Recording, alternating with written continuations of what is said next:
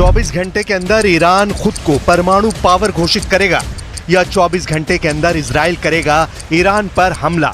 घड़ी टिक टिक करने लगी है। 24 घंटों के अंदर ईरान बन जाएगा न्यूक्लियर पावर या 24 घंटों के अंदर इजराइल दिखाएगा अपनी अटैक पावर।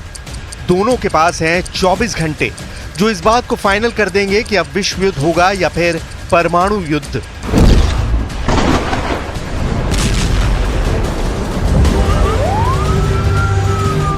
ईरान और इजराइल की टक्कर में पूरी दुनिया फंस चुकी है और अब एक फैसला इस युद्ध को एक झटके में अंजाम तक पहुंचा सकता है। लेकिन वो फैसला ऐसा होगा जिसमें पूरी दुनिया के जल जाने का खतरा है।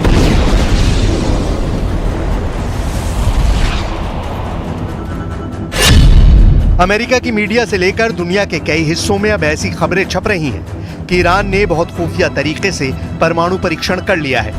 ईरान में भूकंप की खबर ने अटकलें बढ़ा दी हैं कि ईरान का एटम बम तैयार है और यही वजह है कि इजराइल अब खौफ में है। खबर यह है कि ईरान के सिमनान प्रांत में 5 अक्टूबर को जलजला आया।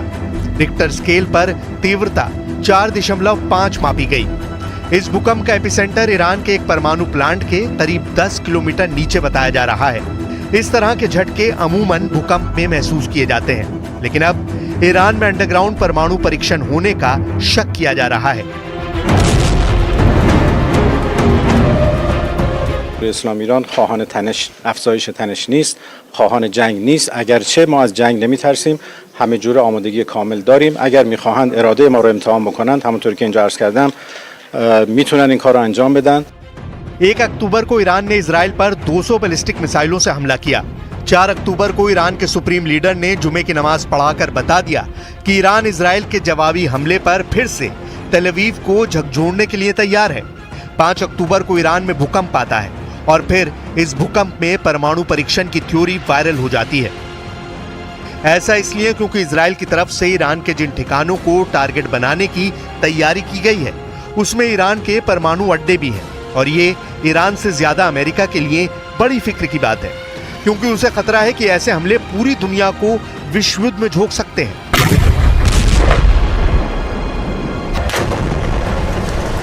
ईरान पिछले 20 सालों से अपना परमाणु कार्यक्रम बेहद सीक्रेट तरीके से चला रहा है। यहां तक कि अमेरिका को भी ईरान के सीक्रेट परमाणु कार्यक्रम के बारे में बहुत ज्यादा जानकारी हाथ नहीं लग पाई है। हालांकि 2023 में अमेरिका की न्यूज एजेंसी एसोसिएटेड प्रेस ने यह दावा किया कि ईरान ने अपना परमाणु प्लांट जमीन के इतना नीचे बनाया है कि अमेरिका की कोई भी मिसाइल उसे भेद नहीं सकती है। इस रिपोर्ट में दावा किया गया है कि ईरान तेहरान से करीब 225 किलोमीटर दूर नतांज न्यूक्लियर प्लांट के पास पहाड़ों में सुरंगें बना रहा है। ये सुरंगें जमीन में 260 से 328 फीट तक गहरी हैं, यानी यहां अमेरिका का कोई बंकर बस्टर बम भी काम नहीं करेगा। यूरोप के भी कई देशों की इंटेलिजेंस रिपोर्ट कह चुकी है कि ईरान परमाणु बम बनाने के इतने करीब पहुंच चुका है कि बहुत जल्द वो अपना पहला परमाणु बम टेस्ट भी कर सकता है।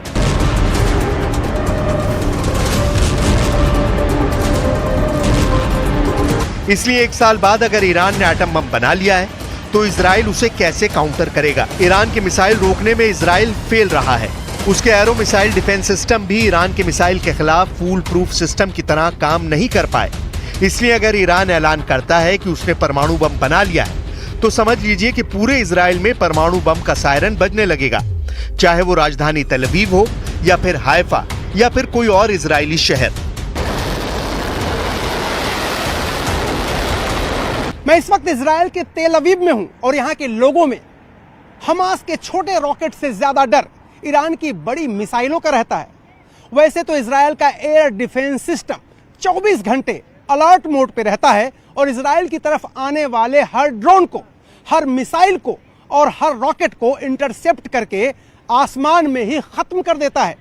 लेकिन फिर भी यहां के लोगों के मन में एक सवाल हमेशा गूंजता रहता है कि अगर हमला 1 अक्टूबर से बड़ा हुआ तो क्या होगा। ईरान के परमाणु ठिकानों को लेकर IAEA यानी अंतर्राष्ट्रीय परमाणु ऊर्जा एजेंसी की एक सीक्रेट रिपोर्ट पहले ही इजराइल और अमेरिका को बहुत ज्यादा डरा चुकी है। IAEA की सीक्रेट रिपोर्ट में दावा किया गया है कि ईरान ने 60% तक संवर्धित यूरेनियम इकट्ठा कर लिया है। इसीलिए कहा जा रहा है कि बहुत जल्दी ईरान इससे 3 एटम बम बना सकता है। ईरान का यूरेनियम का स्टॉक 6 किलो 700 ग्राम से बढ़कर 128 किलो तक पहुंच गया है। एक परमाणु बम बनाने के लिए यूरेनियम का 90% तक संवर्धन करना जरूरी है और दावा किया जा रहा है कि ईरान ने 60% तक संवर्धन कर लिया है। ऐसे दावे इजराइल और अमेरिका भी लगातार करते रहे हैं, लेकिन जब युद्ध के बीच हालात ऐसे हों और ईरान में आए एक भूकंप को परमाणु परीक्षण से जोड़कर देखा जा रहा हो, तो समझ जाइए कि इजराइल के लिए बैकफुट पर आने का वक्त आ गया है।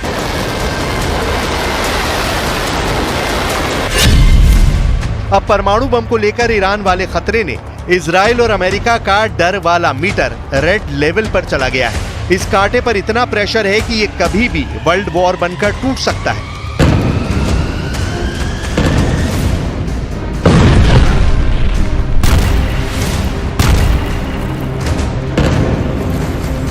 سیاست ما سیاست جنگ و ادامه تنش نیست، اگرچه برای اون آمادگی داریم. سیاست ما توقف درگیری ها هست و رسیدن به یک آتشبس عادلانه که مورد توافق، مورد قبول و پذیرش مقاومت باشه. ईरान पहले 13 अप्रैल को और फिर 1 अक्टूबर को दिखा चुका है कि उसके पास ऐसी मिसाइल है जो लॉन्च होने के बाद 400 सेकंड के अंदर इजराइल पर जाकर तबाही मचा सकती है। ऐसे में ईरान का एटम बम या कहें कि उसके तमाम परमाणु ठिकाने फौरन तबाह कर दिए जाएं, यही इजराइल का फोकस होगा।